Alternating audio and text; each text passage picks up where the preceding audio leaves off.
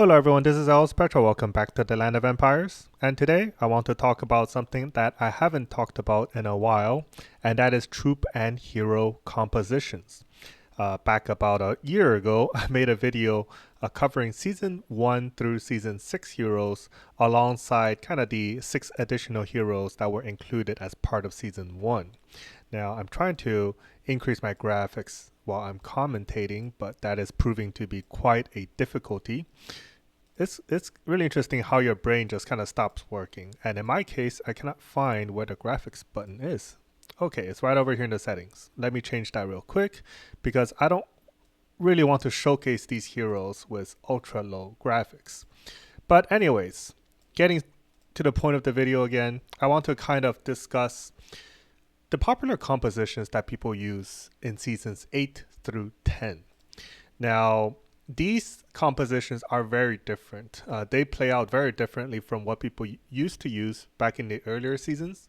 And that is because earlier season heroes, they don't really feature compositions. Or should I say, you can just kind of turn your brain off and use the same season lineup across all three of your teams. In other words, in season 4, you can use like a season 4 team, then a season 4 armor team, and then your season 3 team. There isn't really that much mix and matching going on. However, starting from season 8, and especially season 8 onwards, you can mix and match kind of more and more different compositions. So while I can give you sort of a favored composition for season 8 and 9, starting from season 10, it gets really, really messy, as you'll see by the end of this video. But I guess we can start with what people tend to use in and outside the battle disorder in season 8. So in season 8, you are introduced to 3 very powerful heroes compared to season 7. And these are Khufu, Lubu, and Cyrus. And Cyrus is kind of underappreciated, especially at the beginning of the season. People didn't really think he did all that much, especially compared to the season 7 archer Leona, who was kind of the core component of many different compositions. So people starting out, we didn't really understand what Cyrus was actually doing. But especially in season 9 and season 10 now, Cyrus actually plays a major role in weakening your enemy defenses and also dealing damage. But really, the fruit of the season 8 composition is not quite the season 8 team, as you would expect, because the season 8 team, it has some glaring weaknesses, particularly against Neptunarch. So if you're running full season 8, for example, and your opponent runs Neptunarch with Michael's armor, or maybe even Kellerman's armor, and in this kind of form, then you're out of luck. Your team will die very quickly by the power of normal attacks, which I have no idea how it works, but that's just how it is. And as a result, people are not running pure Season 8 teams in the 3v3 teams arena, which includes Legends, it includes the Guild versus Guild. I forgot what the name of the game mode is called, but you get what I mean. The second team that people tend to run is a Season 6 team in combination with the Season 8 infantry. And interestingly enough, this team is very, very powerful against full Season 6 teams. The Season 8 infantry makes a really big difference, and that is presumably due to his due to one or more of his skills. But the bottom line is this team crushes full Season 6. And right now it doesn't look like a Season 6 team, but once I equip the armor, you'll see what it looks like. And finally, the third team, it is usually some variation of Leona, including Michael, etc., Morgan, and Leona. And this composition is kind of like usually it's your last composition. Some people like to run some people like to run the Khufu variation, the season 6 Khufu variation in team 1.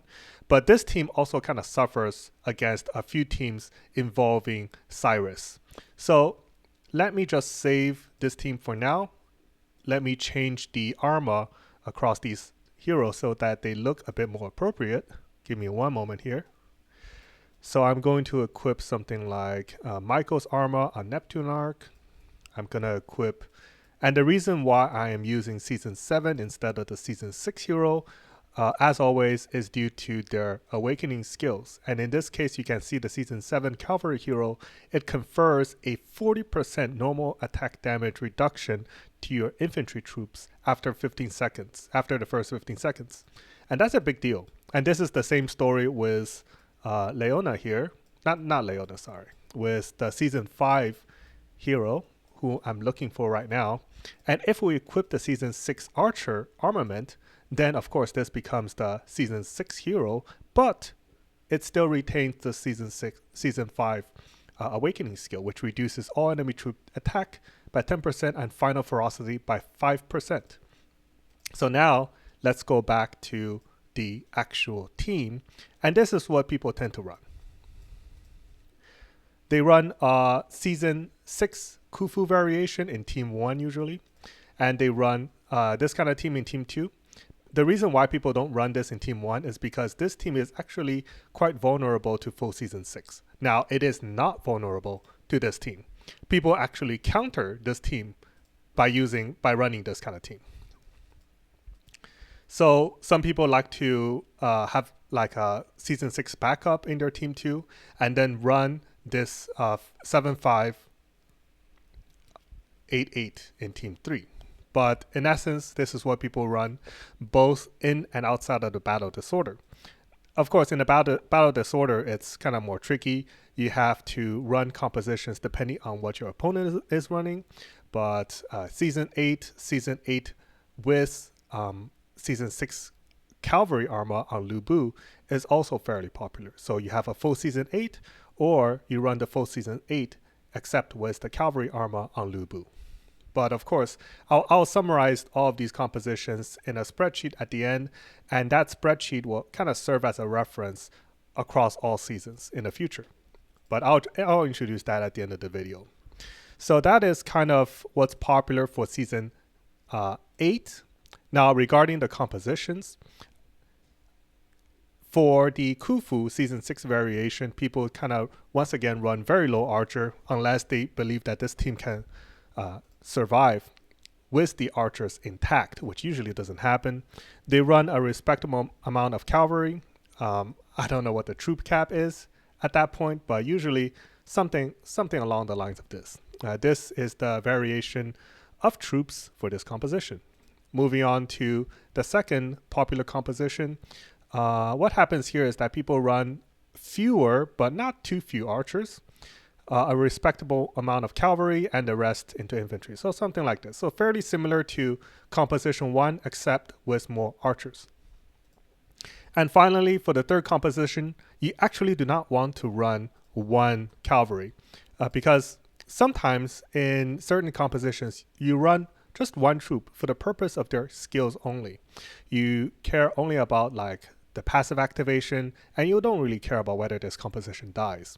But surprisingly, this 5-4-7 composition actually gets countered quite hard by teams that it is supposed to do the countering.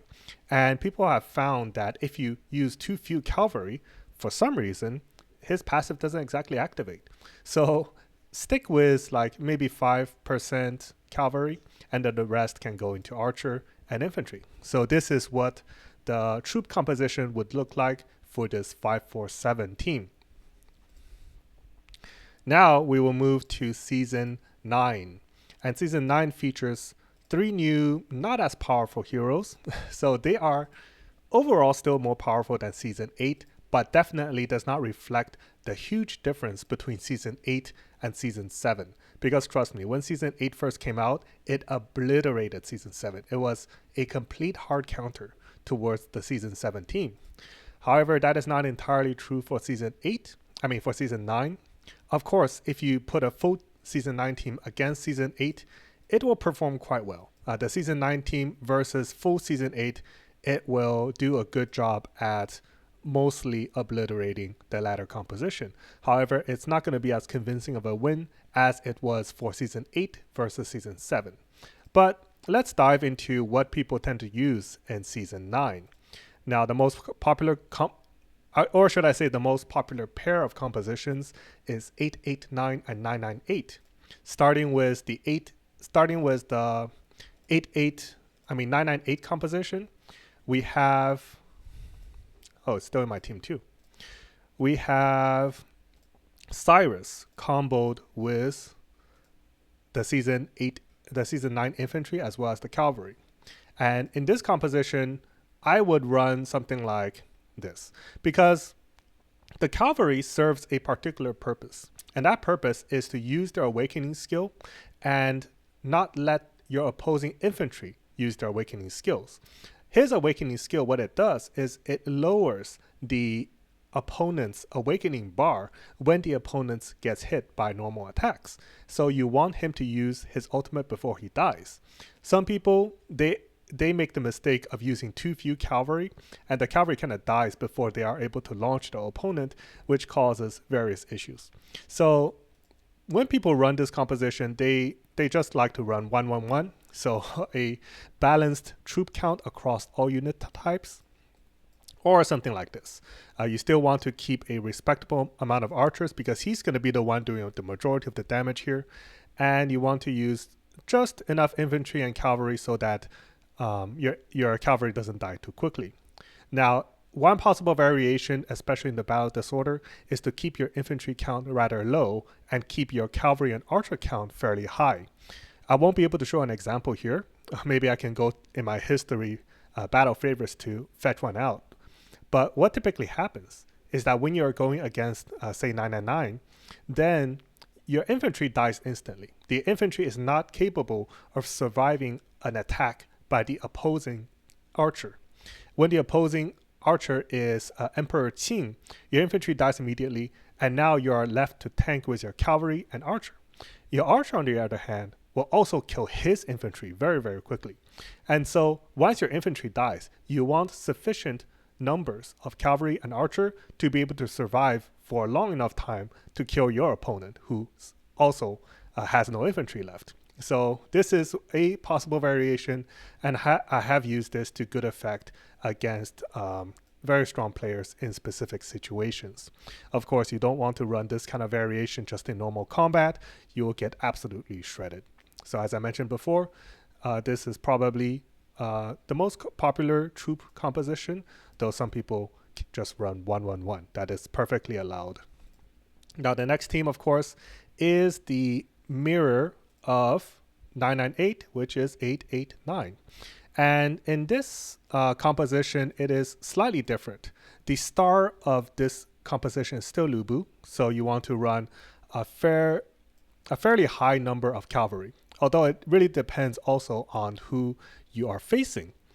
Sometimes you want to run more archer. If you want to run more archer, once again, you just do 1-1-1. But typically, you do not want more archer than cavalry outside of specific scenarios. And the last team, it could be anything, pretty much. It could be Season 7, or some people, once again, like to use the Leona composition simply due to its effectiveness against various popular teams back in Season 7 and Season 8. Of course, it is very effective versus Season 6.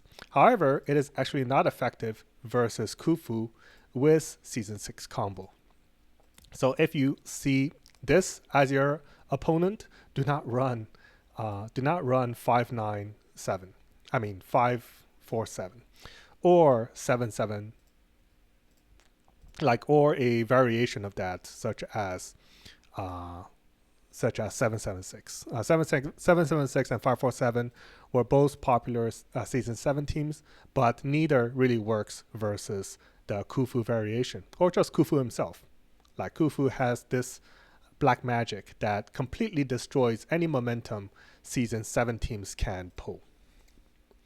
But yeah, that is the three compositions that are popular in Season 9 combat. For rallies, it's actually mostly these two. And some people have been able to get good results within rallies by using something like this, but of course without the Season 6 Arma. So we run the Season 6 Arma on the archer only, so something like this. So people have been using this composition in rallies to some good effect, But the most popular two compositions, once again, are the 889 and 998.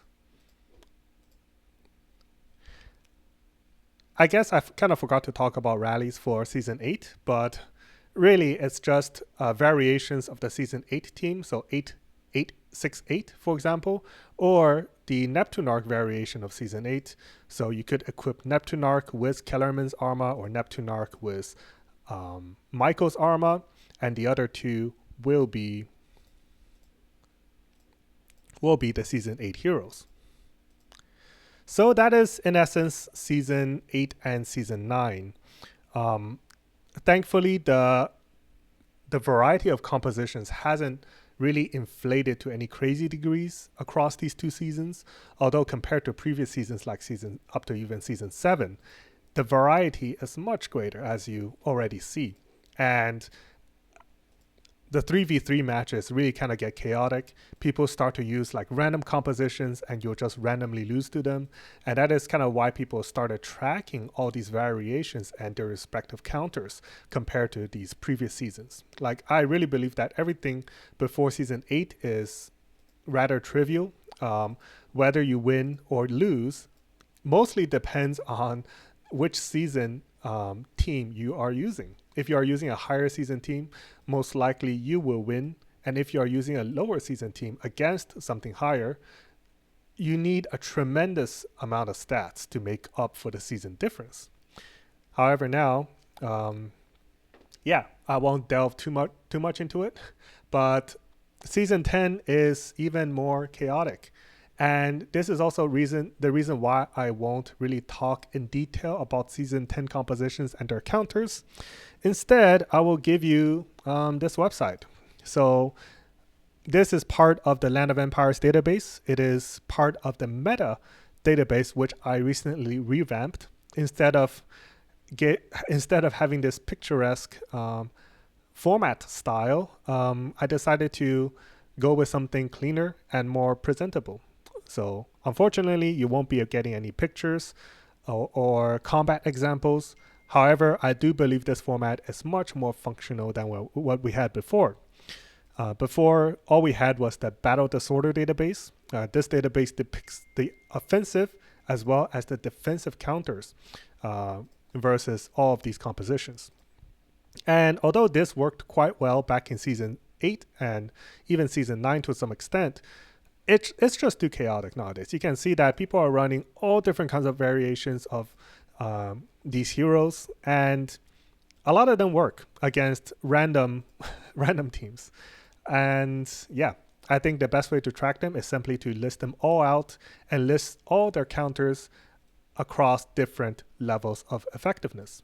So next time you want to know what is the counter to a specific composition, whether that's Season 8, 9, 10, or a combo across different seasons, do check out this specific page. I call it Meta Condensed. I think in the future, I will continuously update this. So far, most of the records are from non-battle disorder, but with the upcoming battle disorder, especially if we get matched up against NXS, you can be sure I will add many more compositions to this page. So I think this will be the primary location in the future for where I will be tracking potential counters, both offensively and defensively against whatever people are using. And hopefully it doesn't get too crazy. Now, before I leave, the last benefit of doing it this way is that if you want to look for a counter, you can simply filter. For example, I want to clear all my filters. I want to check out what is the counter to, Season 10 and Cavalry season, like Season 8, etc. And I can see that the counter towards what I'm looking at, which might be Season 10, Season 8, and Season 7 Archer, and that is 10-10-8. And the only counter right now we have is a defensive counter, and that is unfortunately a weak defensive counter. And but in the future, I do believe that we will have many more examples and a much more comprehensive database to track the counters of every variation that people are using to some effect. And so, yeah, I hope this is fairly straightforward to understand. To give a final rundown, the number itself refers to the season that the hero is in. If this number is in parentheses, it signifies the season of the armament hero the respective hero unit is equipped with. And finally, these three numbers, they represent kind of it's just the three different hero types combined into a single column because the reason why I separated these is so that you can filter by infantry, cavalry, and archer hero. For the counters, there's not much point filtering yet, so I just put them all together. And finally, for attacking, you just go to the result page and see if you are attacking your enemy or if you are defending against an enemy attack. That is evident based on the result page. For counter strengths, if it is a weak counter, it means that as long as you are not too weak compared to the opponent, you will win. If it is a moderate counter, it allows for even more room. If it is a hard and especially if it is a strong and especially a hard counter, it means that even though you may be significantly weaker than your opponent, for example, your opponent may be completely maxed, but you are at, 80 million lore power. I know that's still fairly high, but 80 million compared to 160 million lore power is a huge gap. But hard counter represents scenarios where you can counter their composition even though your overall power may only be half of theirs or even lower. And that is kind of the point of hard counters.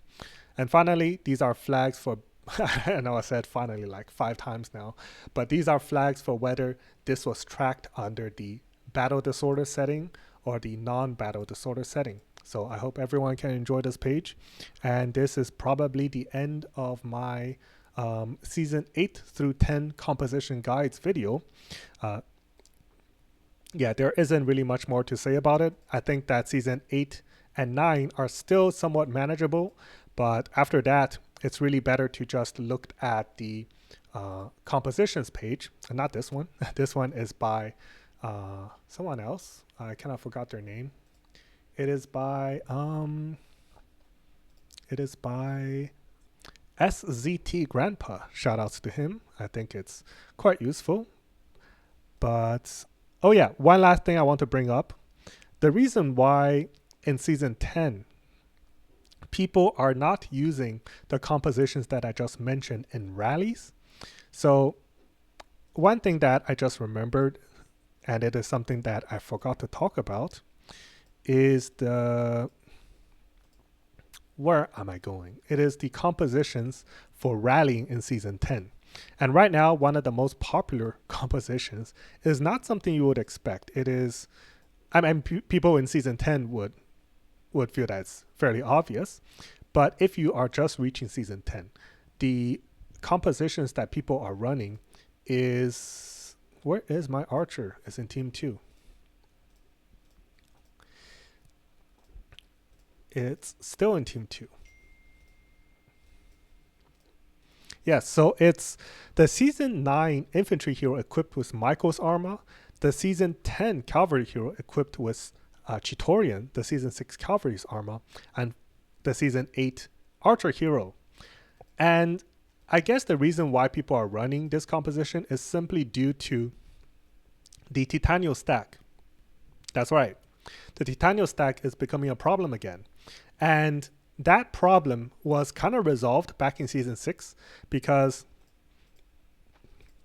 the season 6 infantry is very good at protecting especially the back line against the Titanio stack damage. However, Cyrus somehow removes that protection. And Cyrus himself is very vulnerable. So you have kind of a two-way effect. On one hand, you cannot really run the season 6 archer to protect yourself against the Titanio stack because your opponent can run Cyrus and completely mitigate that effect. However, you still need to protect your own hero team from the Titanio stack. And one of the way to do it is with Chitorian's armament. Now, if you This composition really hasn't been tested in terms of how much you can change the variety, because after all, there is two different armaments being used. You're using Michael's armament on the infantry hero and Chitorian's armament on the cavalry hero. So is it really ideal to use Gilgamesh? Because after all, his awakening skill is quite powerful. It confers about a 40 to 50% overall power boost against your opponent's team if your opponent is running, for example, just Chitorian. But is this really the ideal composition? Using the Season 10, but with Season 6 armor. Regardless, this is what is working right now, and people are using this team to great effect against the majority of compositions pretty much. This composition is not easy to break. However, there are counters to it. But I will not cover that in this video. And this video, I think, has gone on too long. So I hope everyone enjoyed, and I'll see everyone in my next video. Take care.